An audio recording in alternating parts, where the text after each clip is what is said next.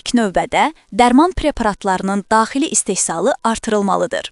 Bunsuz, dərmanların qiymətlərini tənzimləmək çox çətin olacaq.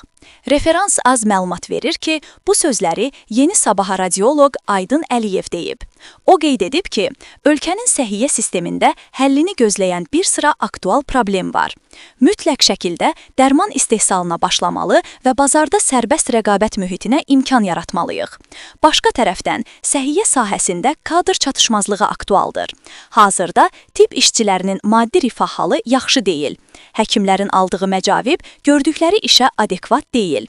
Tibb müəssisələrində həkimlər bəzən gündəlik 50-60 xəstə qəbul edirlər. Amma bunun müqabilində onların aylıq gəlirləri həm maaş, həm də bonus əlavəsi ilə birlikdə qənaətbəxş deyil. Ona görə də bu pasiyent məmnunluğunun azalmasına da səbəb olur. Əksər hallarda isə pasiyentlərin narazı olduğunu görürük. Daha bir problem isə tibb kadrlarının inkişaf etmiş ölkələrə axınıdır. Təəssüflər olsun ki, xarici ölkələrin bir çoxunda onların gördüyü işin müqabilində verilən məvacib bizdəkindən qat-qat daha yaxşıdır. İlk növbədə bu kimi problemlər həll olunmalıdır. Aydın Əliyev əlavə edib ki, Azərbaycanda fəaliyyət göstərən özəl xəstəxanaların xərci çox olduğu üçün təqdim olunan xidmətlərin də qiyməti yüksəkdir. Qonşularımız arasında səhiyyə xidmətlərinin nisbətən ucuz olduğu ölkələr İran və Gürcüstandır. Digərləri ölkələrdə isə müalicə və əməliyyatlar bahadır. Avropa ölkələrində isə qat-qat daha bahadır. Azərbaycanda özəl xəstəxanaların təqdim etdiyi xidmətlərin baha olduğu deyə bilmərik. Çünki özəl klinikaların xərci çoxdur. Bunlar da istər-istəməz onların qiymət siyasətinə təsir edir. Təsəvvür edin ki, özəl xəstəxanalar 1 milyon manat verib MRT cihazı alır. Deyək ki, bir pasiyentdən MRT xidmətinə görə 150 manat ödəniş alınır.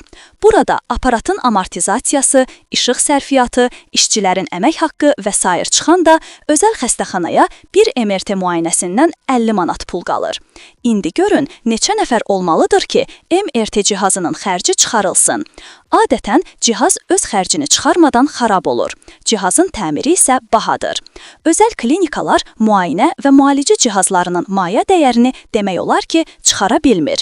Əksəriyyəti zərərlə işləyir.